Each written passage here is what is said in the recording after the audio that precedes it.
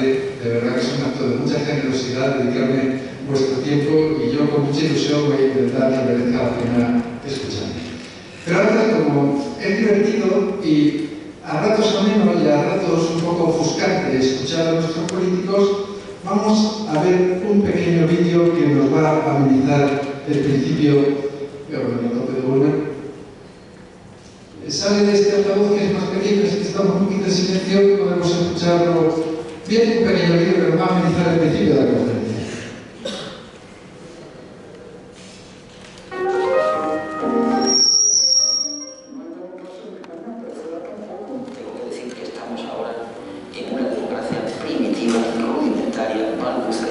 La democracia española no ha podido degenerar en nada porque nunca ha existido. España, como Estado, sigue siendo una democracia de escasa calidad. Y basta ya de cuestionar los elementos, los procedimientos y los principios que hacen de nuestro país una democracia liberal a la altura de las mejores democracias. Si las democracias del mundo fueran casas, la democracia española sería una chabola.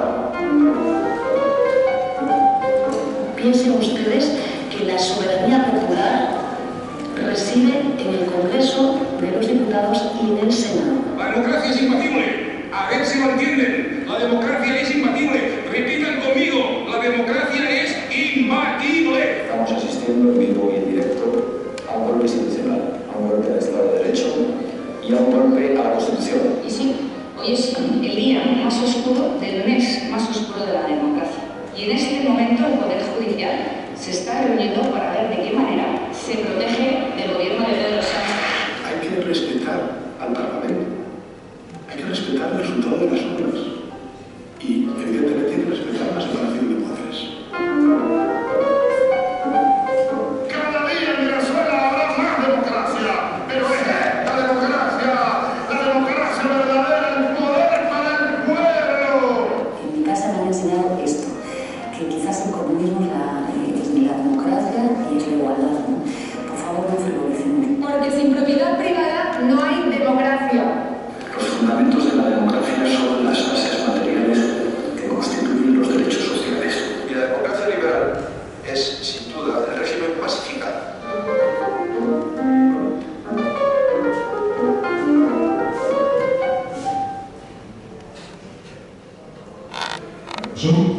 Bueno, pues un poco así estamos, ¿no? Cuando escuchamos a los políticos nos dicen que los del lado contrario están socavando las bases de la democracia, y cuando escuchamos a los del otro lado nos dicen que son aquellos los que están socavando las bases de la democracia. Y uno al final no sabe si ambos están socavando las bases de la democracia o nos dicen que son los otros para poder gobernar ellos, o lo que es peor, tal vez las dos cosas a la vez. Pero lo cierto es que yo fui mucho a las cafeterías y sobre todo a ciertas horas de la mañana se escucha hablar mucho sobre política. Se escucha hablar a gente que dice que Sánchez se tiene que ir, que Feijóo es un poco soso, que Ciudadanos no existe, que Vox es muy extremo. Ya están peleándose unos con otros, pero aparte de que podamos hablar de la política del momento, que tenemos unos meses bien movidos por delante, lo cierto es que si todas estas personas pueden hablar, deben discutir a voz de grito en la cafetería, y si pueden escribir en los periódicos, si pueden ir a una cafetería y encontrarme con 3 periódicos distintos, con opiniones diversas, y pueden ir a una universidad y escuchar a una persona que está dialogando con otra que piensa de otra manera, todo eso es posible porque vivimos en democracia. Y si no viviésemos en democracia, no nos atreveríamos a hablar en voz alta cuando estamos en la cafetería, porque podrían llegar unos coches a nuestra casa a las 12 de la noche, como sucede en otros países, y ha sucedido tantas veces en la historia, y hacernos desaparecer. O encarcelarnos sin un juicio previo. No podríamos tener más que un periódico, el oficial, para leer mientras nos tomamos el café en la cafetería. Y esto muchas veces lo olvidamos. Y es muy importante, porque a mí me gusta decir que la democracia, como el amor, cuando se da por supuesta, empieza a decaer. Y la hemos dado muy por supuesta. Y además, y este es uno de los principales motivos por los que he decidido escribir este libro, que han sido unos cuantos años de trabajo, que ver lo que cuesta escribir, y no cuánta gente escribe, a mí me llama la atención. Pero bueno, en todo caso, me daba cuenta de que muchos de los libros que nos hablan sobre la política hoy, y desde luego los políticos que aparecen en televisión, utilizan una serie de esquemas para explicar la política que ya no se corresponden con el mundo contemporáneo. No podemos entender la democracia según las frases un poco manidas que se utilizan habitualmente y que ya no sirven para la democracia hoy. Porque la democracia no siempre es igual, no siempre es igual. Es un sistema, como vamos a ver, que se tiene que reformar constantemente para adaptarse a los tiempos. Vamos a empezar con una de las frases manidas que a mí más me llama la atención porque escucho cómo lo dicen muchos políticos y muchas personas y yo me pregunto, ¿pero realmente se la cree alguien? Es una frase tan sencilla como la definición habitual de la democracia, que dice que la democracia es el gobierno del pueblo, ¿verdad? ¿Qué es lo que se dice siempre? La democracia es el gobierno del pueblo. ¿Ustedes gobiernan? Pues que esa mía que no me llama. Claro, no saben lo que pienso, me llama a mí. ¿Pero ustedes gobiernan? ¿Verdad que no? Nosotros no gobernamos. Pero les voy a decir otra cosa. No nos apetece gobernar. Si es que gobernar es muy complicado. Si es que tenemos muchas cosas que hacer. Resulta que tenemos que ocuparnos de nuestra familia, que ocuparnos de nuestro trabajo, que tener un poquito de ocio de nuestros nietos, y un montón de cosas, y no nos apetece ocuparnos de la cosa común. Y si no se lo quieren creer, piensen en su comunidad de vecinos. Alguna vez será uno, pero en sus comunidades de vecinos, ¿quién tiene a ese vecino que quiere ser siempre presidente? No quiere ser presidente nadie. Nadie. ¿No? En la mía hemos decidido hacerlo por turnos y ha hecho el requisito que nos podemos poner. ¿Cómo queramos? ¿Quién nunca va a ser presidente? No queremos gobernar. Esto lo sabemos desde hace mucho tiempo. Hay una famosa conferencia en el Ateneo de París de un gran filósofo, Benjamin Constant, que explicaba que una de las características de las democracias contemporáneas, estamos hablando del siglo XIX, es que la gente no quiere gobernar. Gobernar además es muy difícil. ¿Quién sabe tanto de economía, de política internacional, de defensa, de solucionar los problemas de los agricultores? ¿Cómo conseguimos que los agricultores tengan un precio justo y que al mismo tiempo en los supermercados los precios sean bajos para los consumidores? Esto es muy difícil.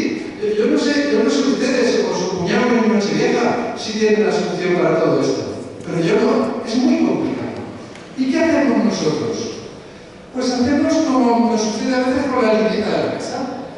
Nosotros tenemos que ocuparnos de la limpieza de la casa y a veces, cuando queremos dedicar nuestro tiempo a otras cosas, contratamos a una persona que nos ayuda con la limpieza. No queremos ocuparnos de la política y hacemos algo tan sencillo como contratar a unos señores y señoras que se ocupan de la política. Y son ellos los que gobiernan, no gobernamos nosotros. Nosotros sí tenemos la soberanía, que es algo diferente. Vamos a aplicarlo con el asunto de la señora de la limpieza. Yo soy soberano de contratar a la señora de la limpieza que quiera, eso sí. Y si no me gusta, puedo cambiarla. Pero me voy a engañar creyendo que soy yo el que limpia. No, yo no gobierno. Y bueno, yo sí que limpio, Pero si tengo una señora de limpieza o una persona que me sale muchísimo, Tengo una persona que limpia, a lo mejor ahora, tengo una persona que limpia, no voy a convencer de que yo soy el que limpia. En nuestras democracias no gobierna el pueblo. Por lo tanto, tendremos que empezar a comprender la democracia asumiendo con toda paz y tranquilidad que no gobierna el pueblo ni quiere. Luego la democracia tendrá que tener otras características en el mundo contemporáneo. Pero ahora quiero contarles algo. Por supuesto que ha habido momentos en la historia en los que el pueblo ha gobernado de forma militar. Todos conocemos la historia de Atenas de Pericles. No de la Atenas de siempre ni de la democracia ateniense, sino de la Atenas en tiempos de Pericles. En tiempos de Pericles gobernaba la asamblea y en la asamblea participaban todos los ciudadanos. ¿Todos los ciudadanos? No. En la asamblea participaban solo los que eran varones, todas las mujeres no estaban en la asamblea, padres de familia y que habían nacido en Atenas. Pero bueno, podemos dejar eso un poco de lado y hacer así como que, bueno, vale, muchos, en todo caso, participaban en la asamblea. Y la asamblea efectivamente gobernaba. Y gobernaba ocupando ocupándose de cualquier asunto, de los asuntos públicos, por supuesto, decidía cuándo había guerra y cuándo había paz, decidía si había que reformar el Pireo, que es el puerto de Atenas, decidió un montón de cosas de las cuestiones públicas. Pero la Asamblea podía decidir, por ejemplo, que nuestro amigo Manolo, por las razones que a la Asamblea le parecieran, por mayoría, debía de irse de Atenas, o debía de perder todos sus bienes, o debía dedicar 2 años a trabajar en una obra pública. Y tomaba decisiones que afectaban tanto a la vida pública como a la vida privada. Y no había ningún límite a las decisiones de la Asamblea. Tomaba decisiones tan divertidas como obligar a todos los ciudadanos varones a contraer un matrimonio, que ya pasase un poco. Pero, por ejemplo, también, si quería salir de Atenas, de repente la Asamblea decidió que quien quisiera irse de viaje solo podía llevarse 3 mudas. Pues nada, que se quedara también una pastilla de jabón, ¿no? No pasa nada. Pero quiere decir que decidían cualquier cosa. Y no había ningún límite, porque no había un espacio de vida privada. No había unos derechos y libertades fundamentales que contuvieran a la Asamblea. Y la conclusión es muy interesante también para hoy. Porque si nos damos cuenta de lo que sucede, es que cuando el pueblo gobierna directamente, de manera inmediata, la sociedad no puede estar sometida al imperio de la ley. No podemos estar tranquilos. Imagínense que mañana por la mañana se van a coger el coche y cuando van a coger el coche hay un policía con una bicicleta y le dice que ayer el ayuntamiento decidió, la asamblea de los vecinos, que en vez de ir en coche usted va a ir en bicicleta. ¿Y por qué? Bueno, porque da igual, ha decidido y ya está, puede ser por su salud, puede ser porque ya ha cogido unos kilos, yo qué sé. Y usted tiene que ir en bicicleta porque los vecinos en mayoría han decidido que eso tiene que ser así. Bien, esto me sirve para introducir el primer pilar de la democracia. No hay democracia si no hay Estado de Derecho. El soberano es el pueblo, pero el soberano lo es a través de la ley. Y a la ley estamos sometidos todos. También el legislativo, también el ejecutivo y también aquellos que aplican e interpretan las leyes, que es la justicia. El Estado de Derecho es una de las bases fundamentales de las democracias contemporáneas. Con su escala jerárquica, empezando por la Constitución, y en ella se defienden nuestros derechos y libertades fundamentales.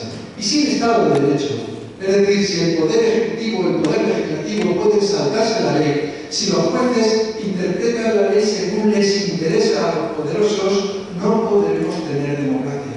Por eso es tan importante defender la división de poderes y el sometimiento de todos los poderes a la ley. Así que tenemos el primer pilar, el Estado de Derecho. Bien, pero el Estado de Derecho no es suficiente. No es suficiente. Porque, claro, todos tenemos que obedecer la ley, pero ¿y si la ley es injusta? Y es más, ¿y si la ley la decide uno solo? ¿Y si la ley la decide una camarilla que hace las leyes según les interesa? No puede ser únicamente la ley. Necesitamos otra serie de pilares para intentar explicar en qué consiste la democracia hoy. ¿Sí? ¿Se ve este asunto? Sí, vamos con ellos. Bueno, ya vemos un poquito la manera un poco novedosa, original, diferente en que plantea la interpretación de la democracia el libro Sabremos la democracia, aunque yo les voy a contar apenas un trocito de capítulo, porque cuando vean que los primeros capítulos son un poco sorprendentes. ¿No? Pero bueno, en todo caso, la cuestión es que yo interpreto la democracia como un sistema de gestión y reparto del poder. Porque lo que existe en la sociedad es acumulaciones de poder. Voy a intentar explicarlo. Empezamos por entender qué es el poder. ¿A qué le llamamos poder? Pues poder es poder hacer, poder comprar, poder viajar, poder tener experiencias, poder fundar un partido político, poder presentarme a las elecciones por un partido, poder hacer un periódico. Entonces, en la democracia, los ciudadanos que tienen un montón de poder. La democracia es un sistema que coge el poder y lo reparte avanzado entre los ciudadanos y les da la posibilidad de hacer un montón de cosas. Y eso es lo que nos posibilita para ser una sociedad civil, si queremos y interpretamos, fuerte, porque tenemos poder para hacer muchas cosas. ¿Qué sucede en otros sistemas políticos? Pues que el poder lo acumulan algunos o algunos. Y si otros quieren acumular poder, por ejemplo la oposición, pues se les ahoga, se les elimina o se impide que tengan poder. Se podría perfectamente clasificar los diferentes modelos políticos por la manera en que reparten el poder. Y el poder se da de muchas maneras, tiene muchas formas en la vida social.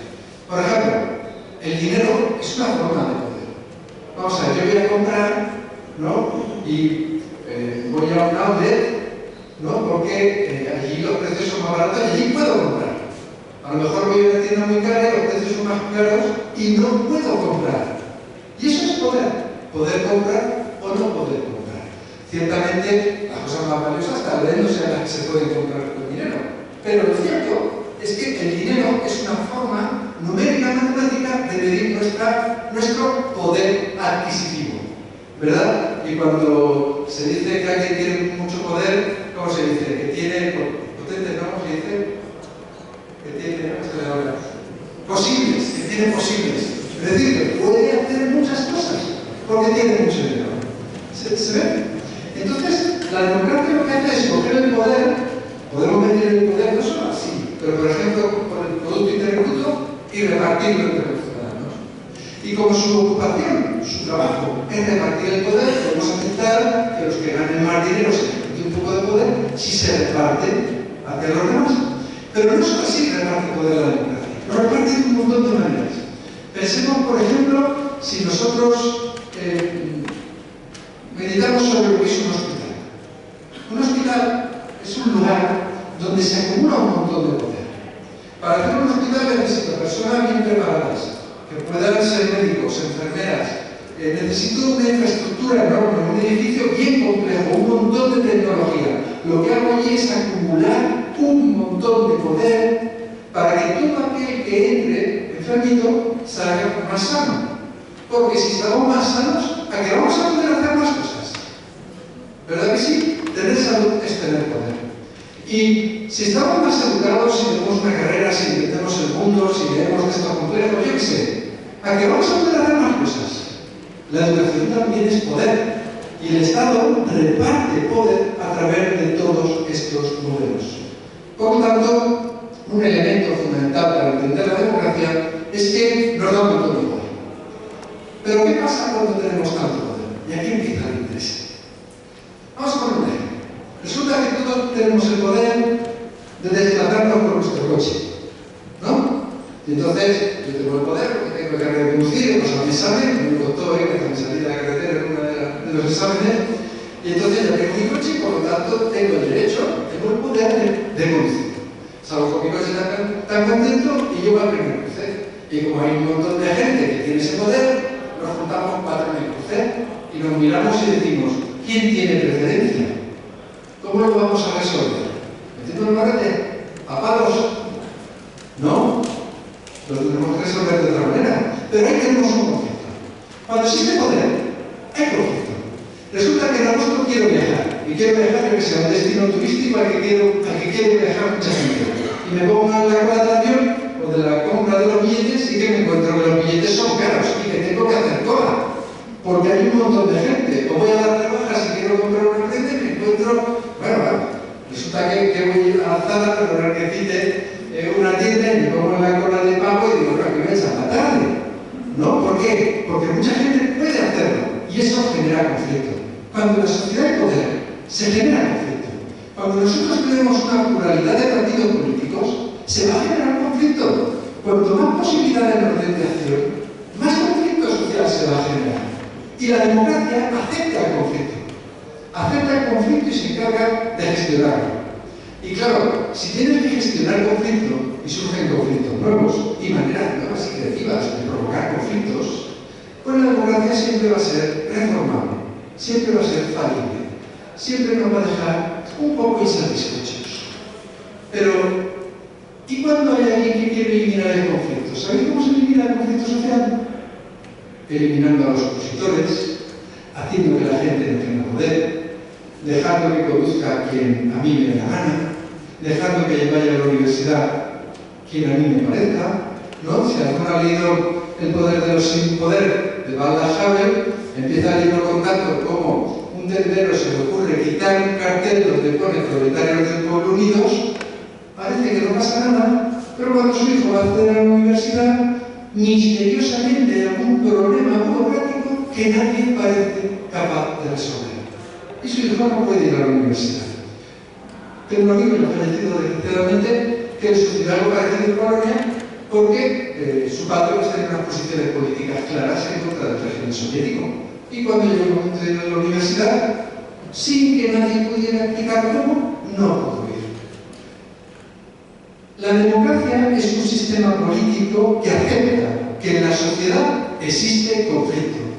Esto puede parecer algo teórico, pero es muy importante, porque hay un montón de partidos políticos en todo el mundo ahora mismo que nos prometen solucionar el conflicto. Y el conflicto es inherente a la vida social. Solucionar el conflicto significa aplicar violencia. Solucionar el conflicto significa eliminar al disidente. El conflicto social no se puede resolver.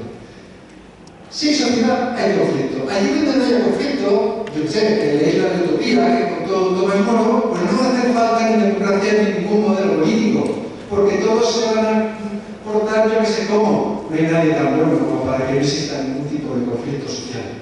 La democracia dice, sí, hay conflicto, es inevitable que haya conflicto y por eso hay democracia, para poder gestionar el conflicto evitando la violencia, a través de mecanismos democráticos.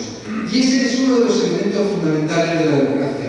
Así que, cuando nos prometen que van a traer el cielo a la tierra, cuando nos prometen que van a acabar fulminantemente con la distinción entre ricos y pobres, cuando nos prometen cualquier eliminación del conflicto, tenemos que saber que detrás de esas palabras, consciente o inconscientemente, hay una persona que no cree en la democracia. Porque uno de los principios básicos de la democracia es, este es el segundo, a ver si me funciona, la aceptación del conflicto. Y esto es muy importante que lo tengamos en cuenta, porque vemos a los políticos discutir y nos cabrea. Sí, es verdad, me gustaría que se pusieran más de acuerdo, pero gracias a Dios que existe el conflicto. O vemos periódicos que decimos, o miente el uno o miente el otro, porque tienen posiciones diferentes, de eso hablaremos ahora después. Pero gracias a Dios que tenemos diferentes periódicos, gracias a Dios que existe el conflicto. De hecho, los sistemas dictatoriales que eliminan el conflicto en realidad no lo eliminan del todo, lo ahogan en sangre. Eliminan a los disidentes, los asesinan a veces, pero el conflicto permanece. Hoy en día los estados, lo vimos en la plaza de Tiananmen, tienen la capacidad de violencia suficiente para ahogar realmente en sangre el conflicto, pero el conflicto permanece. Los campos de trabajo siguen estando llenos y la educación sigue estando utilizada para modificar los hábitos de pensamiento de la gente. Así que tenemos dos: un Estado de Derecho, leyes que son necesarias precisamente para gestionar el reparto del poder y la gestión del conflicto. El tercero, el temor y el control del poder. Porque todos tenemos poder.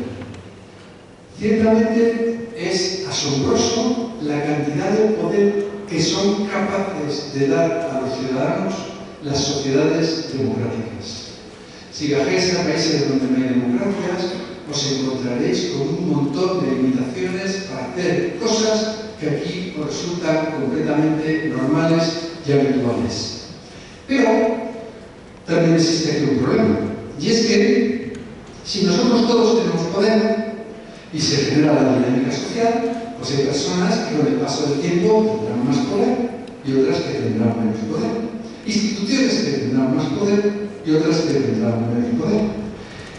Si esto sucede, puede llegar un momento en el que haya una persona, una empresa, una institución, el propio Estado, que tenga tanto poder que sea capaz de quitarle el poder a los demás. Y aquí hay una cosa que tenemos que tener clara. Todos queremos siempre tener más poder. Los economistas lo llaman insaciabilidad local. Siempre queremos tener más poder. A mí me gusta matizar esto, porque yo pienso en la Madre Teresa de Calcuta y veo que hay personas que son capaces de ceder su poder para dárselo a los demás. Pero una vez hecha esta señal, me gustaría preguntar al público presente: ¿quién de ustedes preferiría cobrar un poco más el mes que viene? Nadie, que es todo conforme, hacemos quisiera cobrar un poco más el mes que viene. ¿No? Yo creo que todo el mundo quisiera cobrar un poco más el mes que viene. Es decir, tener un poquito más de poder. O para mí o para mis seres queridos, siempre queremos tener un poquito más de poder. Entonces tenemos que pensar que aquellos que acumulan mucho poder también quieren tener más poder. Y cuando se acumula mucho poder, la democracia puede estar en peligro. Vamos a empezar con un ejemplo más o menos sencillo. El típico mafioso que vemos en las películas, que va por el barrio, entra a una tienda y le dice al tendero que le dé tanto dinero para pagarle su protección. Le protege al tendero de lo que él va a hacer si no le paga, evidentemente. ¿Y por qué puede hacer eso el mafioso? Pues porque tiene suficiente poder para conseguirlo. De hecho, lo consigue porque el tendero le paga. Y su poder se basa en que posiblemente tenga policías comprados, a jueces comprados, toda una organización que es capaz de aplicar la violencia y muchos sistemas para evadirse del control de la policía. Es decir, es una institución que tiene poder. Y cuando los grupos ilegales organizados consiguen tener tanto poder, como sucedió en España, por ejemplo, con el contrabando en Galicia durante muchos años, el Estado de Derecho empieza a estar en peligro. En muchos países, en Colombia, en México, hay zonas del país en las que el Estado no tiene el monopolio de la violencia, porque otros grupos han conseguido tanto poder que pueden tener el control de partes completas del Estado. Bien, si una institución consigue tanto poder, nos lo puede arrebatar a los demás, porque además no olvidemos que siempre va a querer tener más poder, salvo excepciones. Y esto también le pasa al Estado. Al Estado le pasa igual, o a aquellos que están en el Estado. Ellos también quieren tener más poder. Y si uno tiene la gestión de los asuntos comunes y se puede considerar como parte del Estado, tiene una cierta tendencia, a la que tenemos tendencia sobre la que tendremos que protegernos, a acumular más poder, de muchas maneras diferentes. Por ejemplo, en vez de que la sociedad civil monte colegios, que los haga el Estado. En vez de que la sociedad civil decida qué van a estudiar los niños, que lo decida el Estado. En vez de que los padres decidan dónde van los niños a estudiar, que lo decida el Estado. Y esto, que siempre se muestra como una forma de regulación por el bien común, significa quitarnos poder. Y en una democracia solo se puede quitar poder cuando está muy justificado. Y tiene que estar justificado legislativamente y con el control del Tribunal Constitucional, etc. Porque si algo distingue la democracia, es que cuando alguien le quiere quitar poder al vecino, si mi jefe en la universidad me dice, mira Marcelo, mañana te bajo el sueldo un 50%. Digo, bueno, vamos a hacerlo. ¿No? A lo mejor no puede ser. Pero bajar el sueldo un 50%, vamos a hacerlo. ¿Por qué? Porque para tomar decisiones, cualquiera que tenga poder en la democracia está sometido a control. Todo poder está sometido a control. Y eso es uno de los elementos fundamentales de la democracia, porque tenemos miedo a la acumulación de poder, porque a lo largo de la historia hemos sabido que cuando se acumula el poder, corremos el riesgo de que se nos quite. ¿Se ve? Es cierto lo que parece. Pero hoy en día tenemos un problema más grave todavía. Tenemos un problema muy grave y a veces no somos conscientes de él. Y es que nuestras sociedades tienen fines de tal alcance, fines tan grandes, que necesitan acumular mucho poder. Si yo quiero, por poner un ejemplo, mandar satélites o personas a Marte, eso requiere un montón de inversión económica, de tecnología, de personas. Necesito acumular en un lugar un montón de poder que derivo de otros sitios. Se puede explicar simplemente el presupuesto general del Estado, por decirlo, menos aquí porque quiero acumularlo aquí. Y acumulo investigadores y acumulo científicos para conseguir fines muy grandes que nuestras sociedades queremos. Un ejemplo más sencillo. En los últimos años, desde los años 70, ha aumentado muchísimo la esperanza de vida en todos los países occidentales. Es un objetivo enorme aumentar nuestra esperanza de vida. Y no solo nuestra esperanza de vida, sino nuestra calidad de vida. Y tener sistemas sanitarios universales, donde todo el mundo pueda recibir asistencia. Pero claro, para conseguir eso, necesito una institución que acumule una cantidad ingente de poder.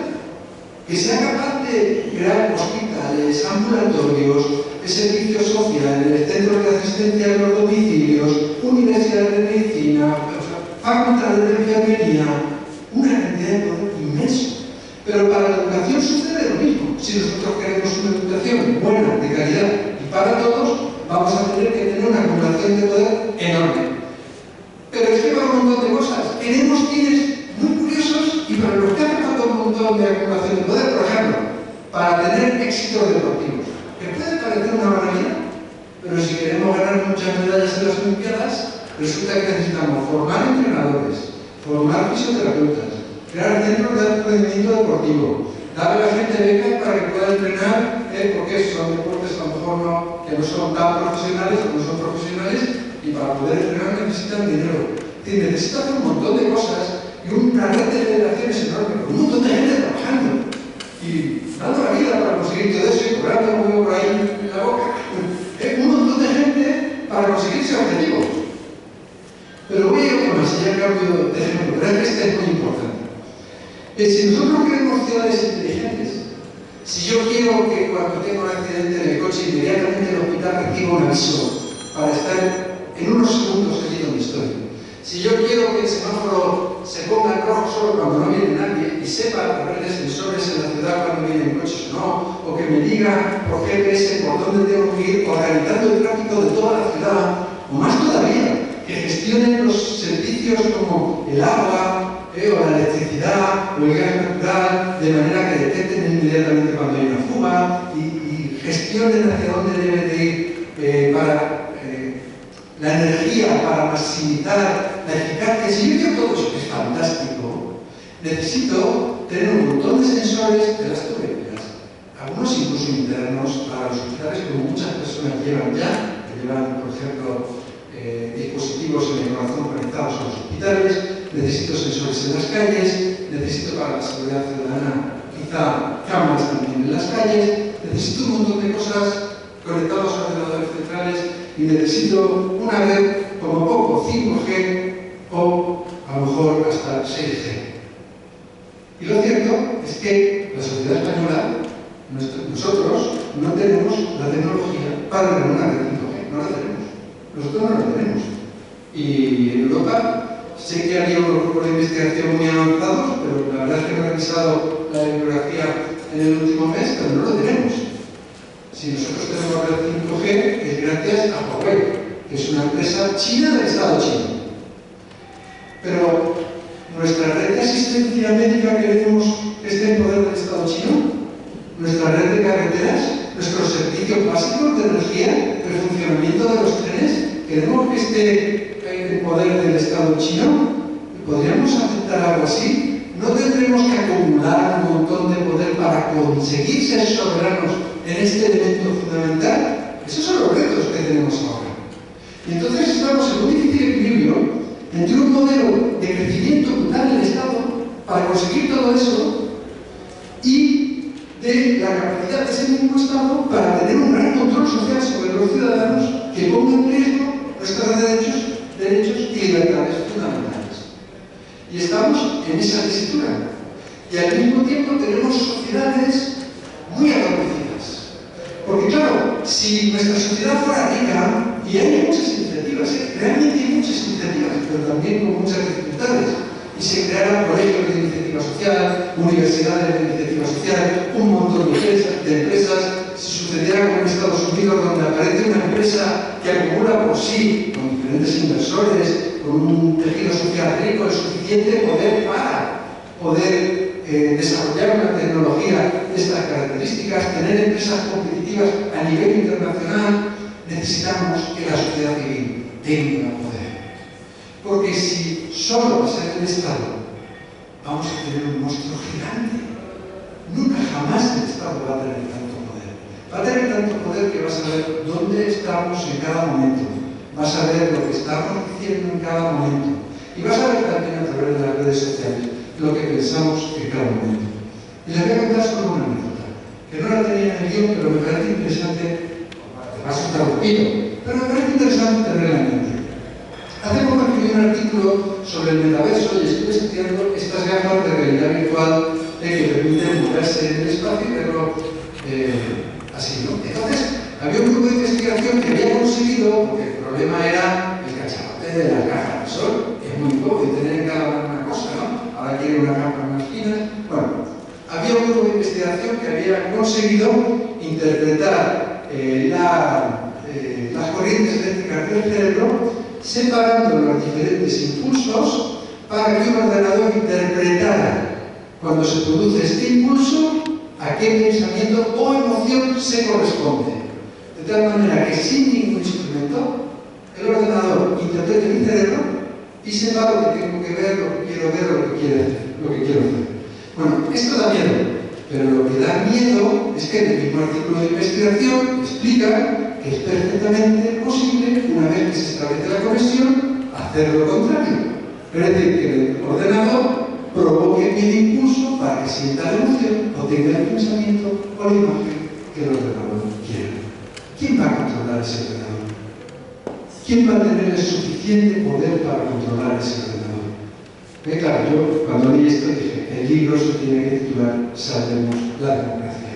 No es una introducción a la democracia, no es la necesidad de que tomemos conciencia de que necesitamos salvar la democracia, entendiendo cuáles son los retos a los que se enfrenta en la actualidad. Bien, teníamos Estado de Derecho, que es la manera de controlar todo esto. En segundo lugar, la democracia es un sistema de gestión de poder que tiene que afectar el conflicto.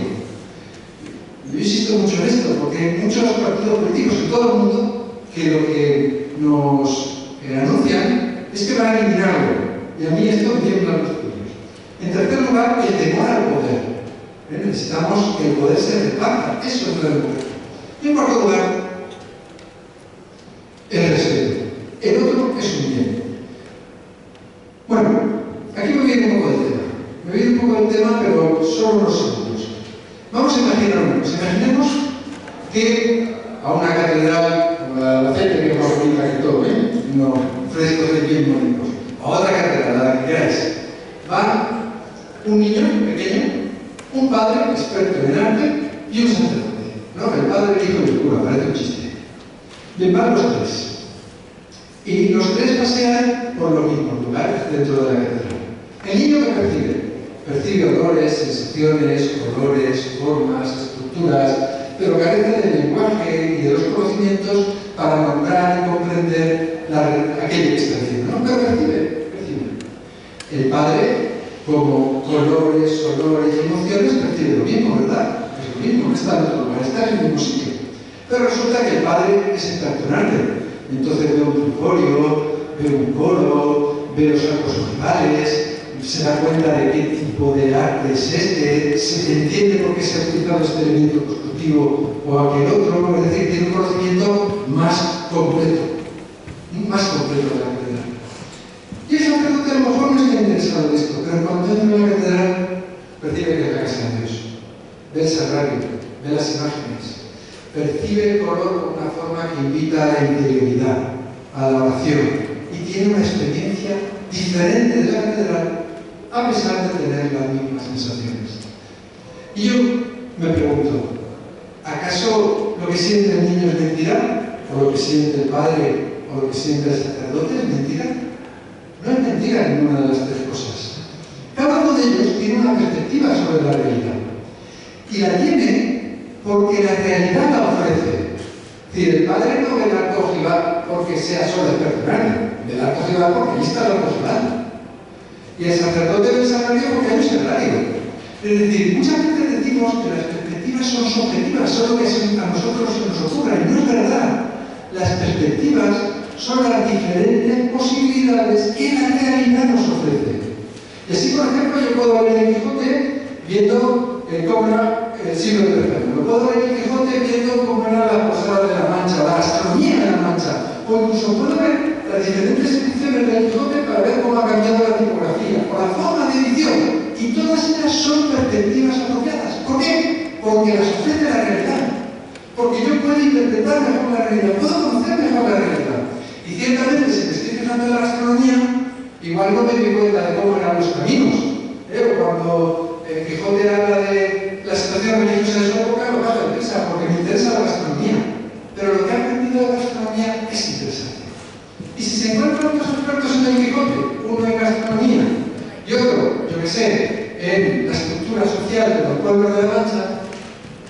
sabe de gastronomía y otro sabe de estructura social. Se ponen a hablar y ¿saben qué hacen? Aprenden. Aprenden. El otro escucha para que está escuchando.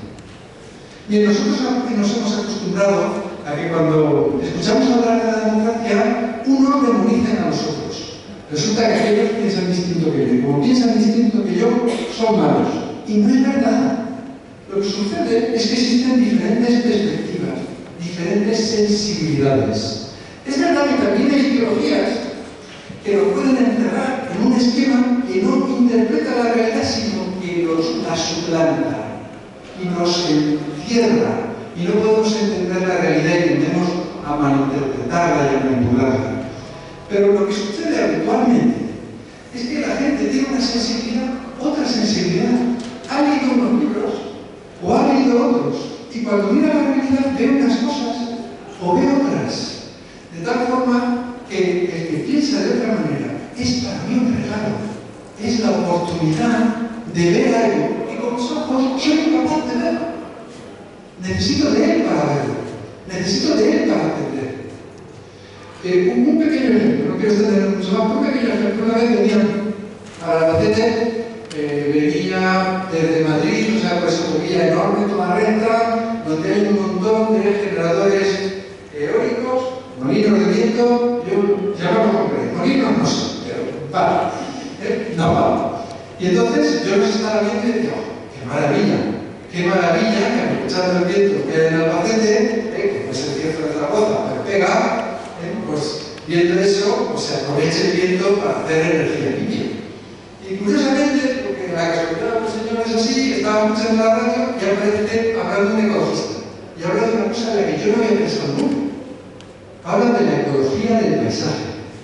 Y cuenta que al poner tantos generadores eólicos en un lugar, pues se dificulta el paisaje. Claro, yo iba viendo la extensión enorme de la Mancha. ¿Qué queréis que os diga? Es que yo vengo de Madrid, se me empieza a poner la cosa llana y se me coloca la sonrisa a la boca, porque ya voy llegando a mi tierra, me pongo contento, y entonces cuando estaba en medio de ese bosque, que es un auténtico bosque, de cacharros de estos enormes, yo decía, es verdad, y esta perspectiva yo no la había pensado nunca. Y este hombre tenía razón. Nosotros tenemos que darnos cuenta de que el otro es una oportunidad de aprender. No solo para dialogar y llegar a acuerdos, eso está muy bien, más todavía, porque completa, decía Aristóteles, que el amigo es una mano que llega donde mi mano no llega. Pues el que piensa diferente es el loco que llega donde mi mano. Si todo fuera relativismo, es decir, si fuera igual lo que cada uno pensara, ¿para qué íbamos a discutir? Si sería todo hipocresía. Si yo pienso una cosa, tú piensas otra y no hay argumentos de fondo. Sino mis propias emociones, mis propios sentimientos. Cuando eso es así, ya no existe democracia. Porque lo único que existe es una hipocresía, porque lo único que interesa es el poder. Ganar yo y que pierdas tú. Porque acuerdos no vamos a llegar. Porque no hay un bien común, no hay una manera mejor de hacer las cosas que podamos buscar juntos. ¿Me explico? Aparte que el relativismo, yo siempre digo una cosa. Uno se cura del relativismo cuando tiene un hijo. Porque cuando tienes un hijo no dices, vale, no. Te preocupa mucho, sabiendo que es muy difícil, ver qué es lo mejor. Y te das cuenta de que hay cosas mejores y cosas peores. El relativismo es una hipocresía. Nadie es relativista. Pero una democracia no puede ser relativista. Pero tampoco puede existir si el conflicto inevitable no está también envuelto o sustentado en la idea de que del otro puedo aprender. El otro es un bien para mí. Este es un elemento fundamental de la democracia. Está claro. El último. Bien, por supuesto, que un elemento fundamental son los derechos y libertades fundamentales. Aquí me voy a detener poco, porque todos lo sabemos. Solo me interesa decir una cosa. Cuando nosotros hablamos de derechos y libertades fundamentales, lo que estamos diciendo es el mínimo garantizado de poder. Los derechos y libertades fundamentales son el mínimo de poder que se garantiza a cada ciudadano. Vas a poder vivir, vas a poder fundar sindicatos, vas a poder fundar asociaciones, vas a poder. Todos los derechos y libertades fundamentales son el mínimo de poder. No es un voto vedado. Esto también evoluciona y se discute. Estamos asistiendo a una discusión muy profunda sobre partes fundamentales de lo que nos parecía un voto vedado, como por ejemplo, en qué momento de su vida una persona tiene unos derechos y cuándo deja de tenerlos. ¿No? O sea, esto no es inevitable que exista conflicto hasta en las bases más fundamentales. Pero lo cierto es que la única manera de que una democracia funcione es que nosotros tengamos asegurado ese mínimo de poder. Bueno, y estos eran un poco los 5 principios de los que quería hablarles, ¿no? Animándoles a que sean presidente de su comunidad.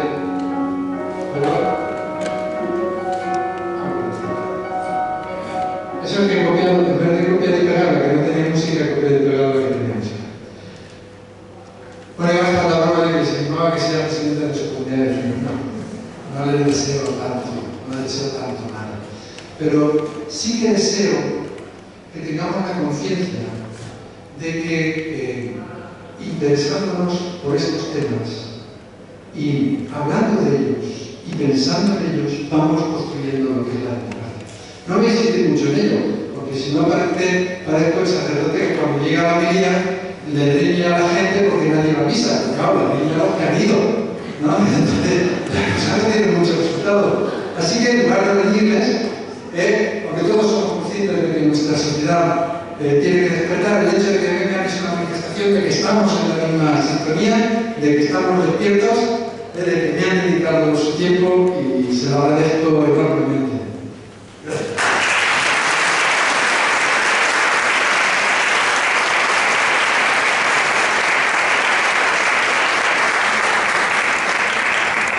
Gracias. Pues sí.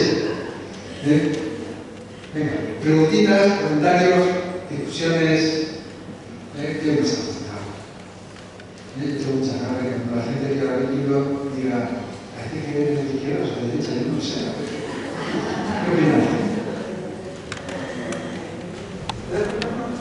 Sí, claro. Nos llegamos un poco raros de la sensación que veo personal, que soy político, de la forma que me alimento a la gente. Tengo mi experiencia y pienso de muchas cosas y aprendí mucho de gente que no pensaba con él. Pero últimamente sí me he planteado si lo que estaba viendo, estoy viendo cosas que nunca he creído que creer, de vulneración de derechos para bienes fundamentales, de la presunción de inocencia. O sea, me he llegado a un punto que yo como abogado me quedo hablando con lo que veo. Y hace poco leí un libro de José Luis Martín de Cazo, un cura, que lo descubría de poco, y lo recomiendo porque la verdad es que transmite unos mensajes impresionantes de Antonio López. Estoy hablando de un libro que hace más de 30 años. Y yo digo esto porque yo, por ejemplo, viendo el actual presidente de gobierno que tenemos, en el cual él dijo una evidencia que iba a hacer determinadas cosas, y a pesar de eso lo dijo en su programa electoral, en sus mítines, en sus tertulias, en sus debates, y luego se lo ha pasado a la interna todo. Entonces yo quería decir, ¿esto qué es? No debería haber un límite, un compromiso por parte del político de turno cuando vende su programa electoral para que la gente le vote. No debería haber un compromiso como si fuese un contrato social y que en caso de incumplimiento de alguna forma se pueda cambiar, se pueda decidir, se pueda anular, pedir incluso indemnizaciones por el incumplimiento. Y entonces yo iba por rematar y unirlo al agradecimiento por la frase que a mí me llamó la atención y me hizo pensar. Dijo, no sé si era de él, voy a leer alguien, porque este hombre, la verdad que en su libro cita un montón de gente ilustre y pensamiento que merece la pena, dijo que la democracia era elegir a un dictador para todos los años. Y el día que me dio mucho que pensar, cuando dije, pero verdad, llegas, votas y ya te olvidas. O sea, ¿qué importa un movimiento de que dijese su programa, de que dijese aquí, la marcha viene aquí y estará con lo que desee? Y está legitimado, pues por lo menos nos sentimos, no decimos nada, estamos para mí totalmente anestesiados y incluso condiciones por importancia que vienen de Europa, gente que yo sé, no conozco de quién, ni qué programa, ni cuándo se ha votado lo de la Agenda 2030, ni cuándo se ha hecho esto. Y aquí vamos todos a toque de silbato, izquierda, derecha, de más allá del centro, medio de comunicación, a toque de silbato. Y yo, por lo que voy viendo las veces, yo digo que creo que hay algo de detrás, de lo que lo permite, creo que todo está bajo lo mismo. Siempre los mismos poderes económicos, que si BlackRock, que si no sé qué, que si CAC, que si dueño de que si dueño de otro. Entonces estamos mirando, siento que has señalado dos cosas muy importantes. Una, bueno, que no se me olvide, la primero, porque luego se me olvida. La primera era la idea esta de que la democracia se elige un dictador cada 4 años o cada cierto tiempo. Y la segunda, la importancia que tienen en los países hoy en día las decisiones que se toman en los ámbitos internacionales. Vamos a empezar por el primero. Si la democracia es elegir un dictador cada 4 años. Vamos a hacer una encuesta.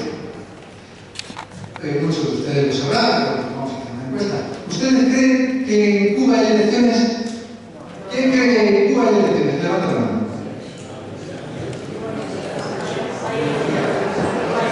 En Cuba hay elecciones. En Cuba hay elecciones. Y la gente sabe a quién vota. A quien le da la gana. Vota a quien le da la gana. De verdad, que vota a quien le da la gana. Luego se vota en distritos pequeños y salen a lo mejor 10.000 elegidos. Y hay 600 en el Congreso. Y ya el partido único decide de los 10.000 que se toman en el Congreso para la gente votar. Es un sistema un poco pernicioso. Los cubanos dicen que su sistema electoral consiste en votar pero no elegir. Ellos votan pero no elegir. Debe ser una fiesta las elecciones, porque tienen que tomar un poco. Bueno, otra pregunta. ¿En China se vota? ¿Quién cree que en China se vota? Venga, levantad la mano si cree que en China se vota. Es valiente, parece que tiene la mano.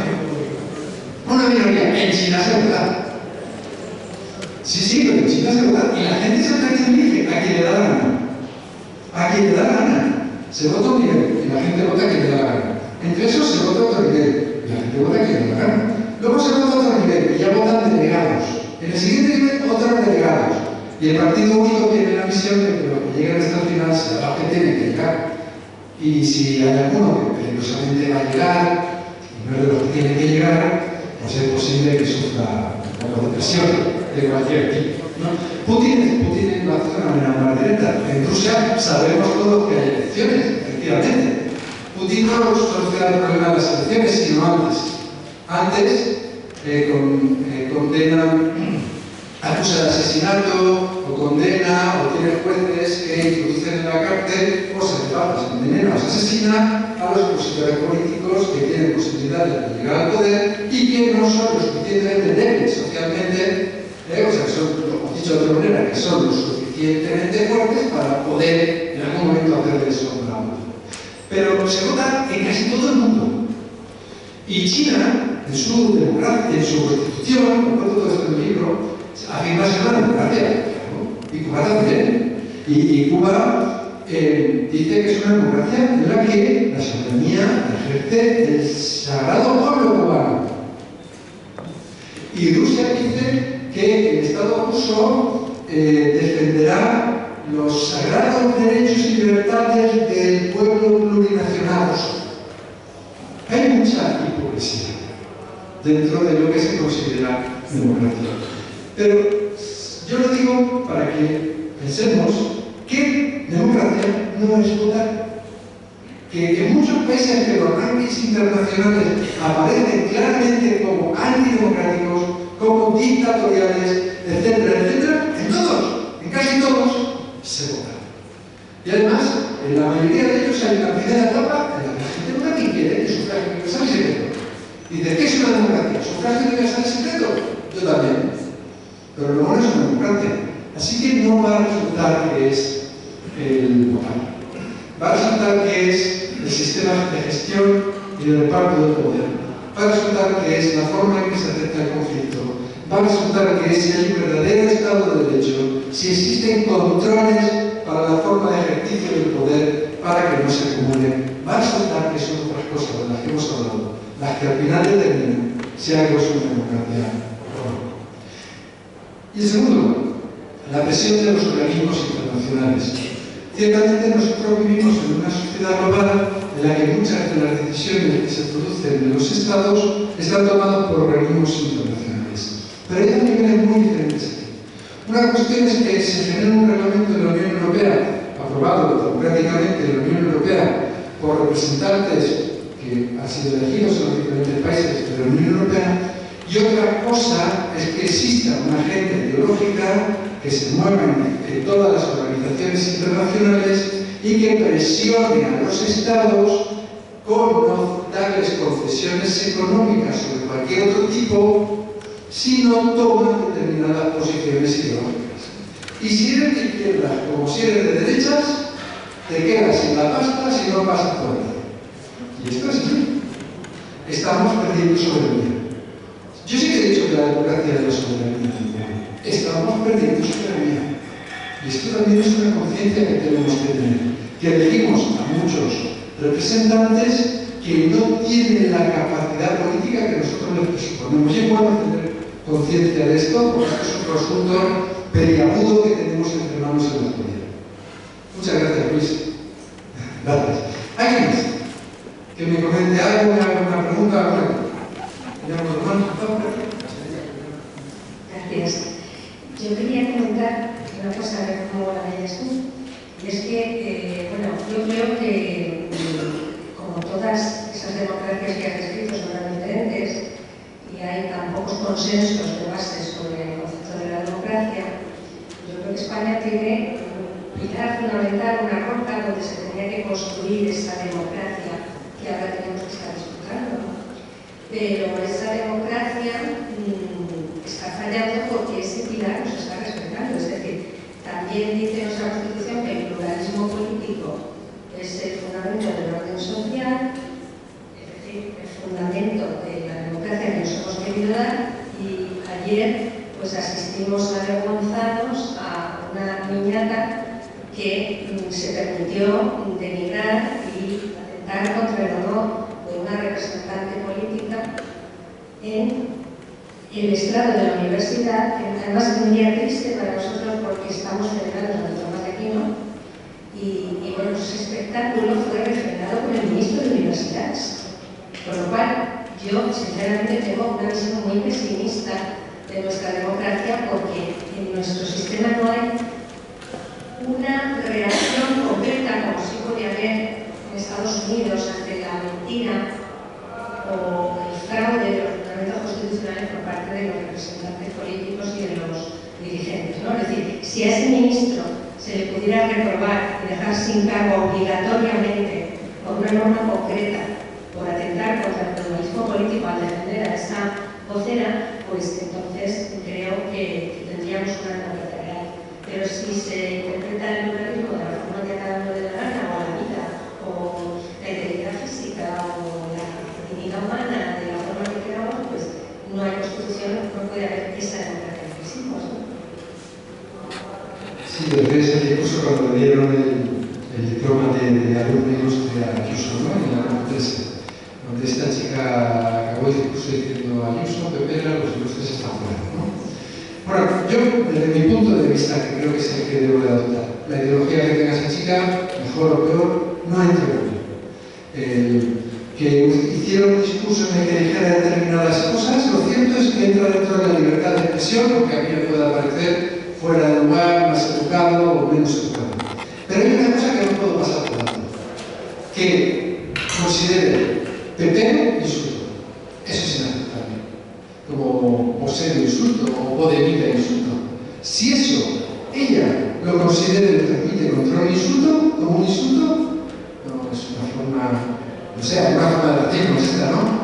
Donde alguien te puede insultar por ser pepero, o sea, te están asumiendo como un insulto tu forma de ver política.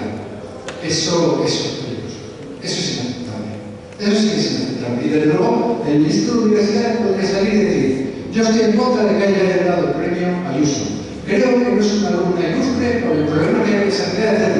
Pero no se puede admitir que alguien se insulte por pertenecer a un partido político.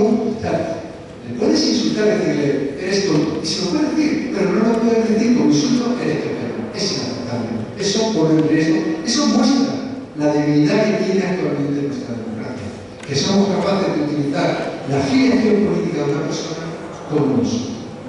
¿No lo ves así?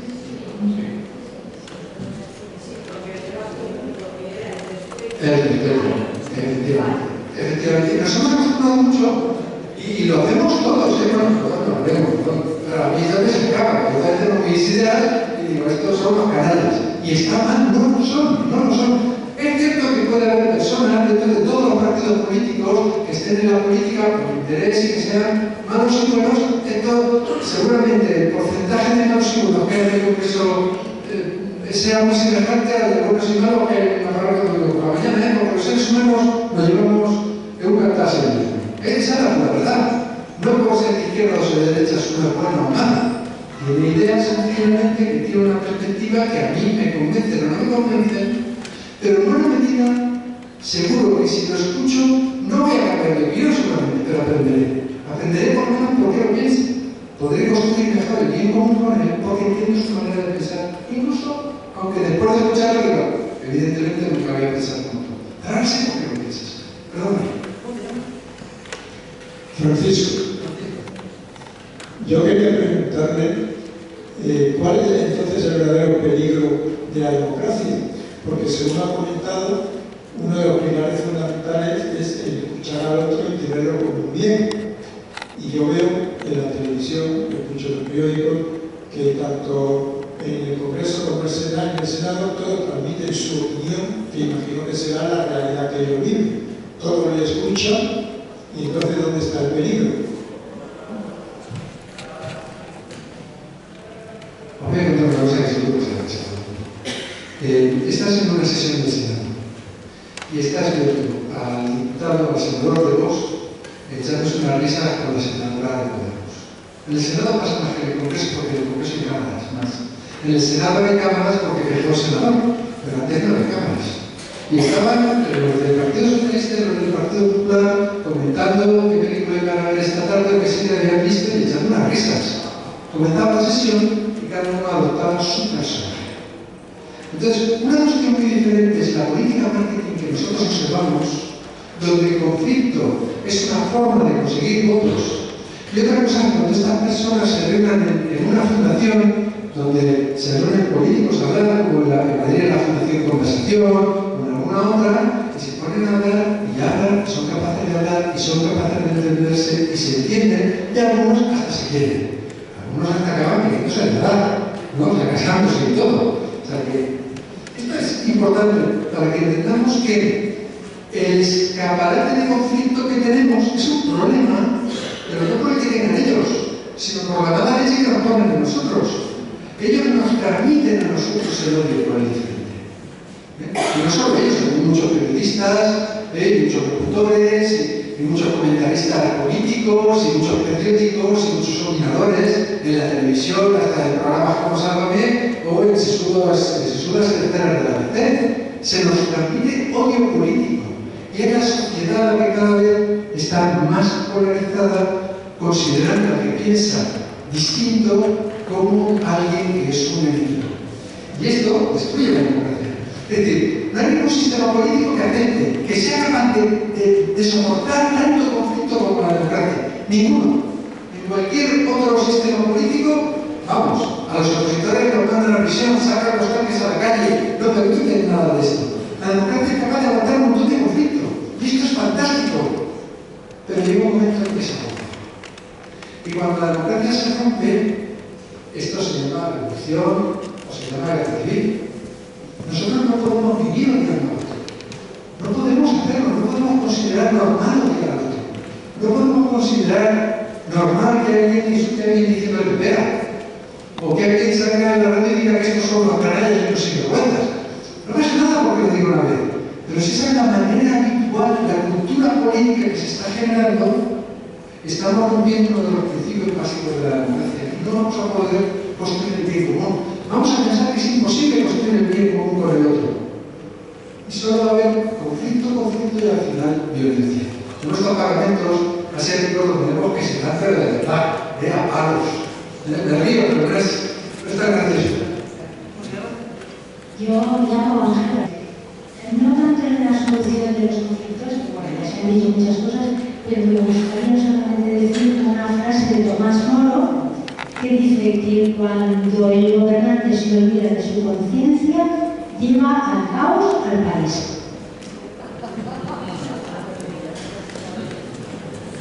Fantástico. Él escribió La isla de Turquía, el libro.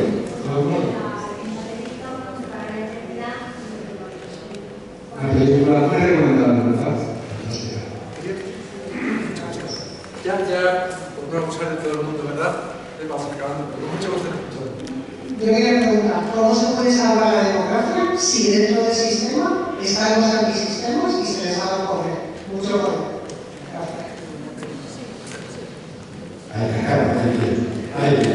¿Para qué vamos a preguntar? ¿Qué es el mojo? Bien, esta es una situación difícil. En el libro entro mucho en esta cuestión a los diferentes matices y aspectos de lo que yo creo que hay dentro de lo que usted pregunta, ¿no? Porque yo voy a las cosas muy derecho, estamos hablando de sistemas, estamos hablando pues, a que dentro del Congreso es este personaje que quiere romper la Constitución, ¿no? Generando países independientes, o incluso algunos derechos y libertades que quieren imponer que no parece que quepan en el marco constitucional, pero fundamentalmente se habla usted de los independentistas, ¿verdad? Bien, este es un problema muy serio. ¿Saben por qué? A lo mejor quizás no sepan ustedes, pero vamos a hacer otra cosa, me encantan las cosas. ¿Quién cree que la Constitución española del 78 en Cataluña sacó más del 50%, claro, porque se aprobó, pero menos del 60% de los votos? A favor. Por ahí menos, 60%. ¿Quién cree que tuvo entre el 60 y el 70? Entre el 80 y el 90, en Barcelona el 98%. En toda la comunidad autónoma más del 95%. Más del 95%. Oye, que el León la cancelaron. El León no la aprobaron. Que ahí cada cual que veas. España ha sido una nación donde ha habido corrientes independentistas de siempre. Quizá no nos olvidamos de que Cartagena se declaró independiente. Y Cádiz también. Y Puertecitos, hubo un tiempo que se declaraba independiente, que se contaban 4 barrios y se declaraban independientes. Y bueno, se tomó la buena, evidentemente. Bien, vamos a tener en cuenta una cosa. Una generación vota una constitución por el 98, 95, 96%. Pasa una generación, pasa otra generación. ¿En qué momento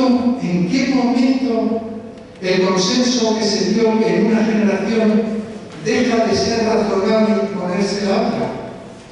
¿A las 4 generaciones? ¿A las 6? ¿Podemos imponer ese consenso siempre? Es una pregunta interesante. Y hay otra interesante. ¿Y si votan y sale que no?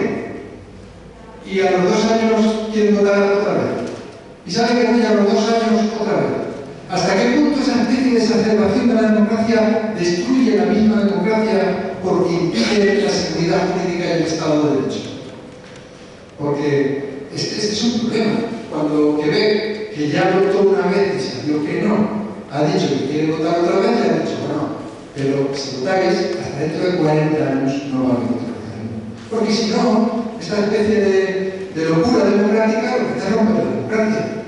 Pero también tenemos que tener presente que es posible reformar la Constitución, que tiene que ser posible, tiene sus cauces. Y tenemos que seguir esos cauces.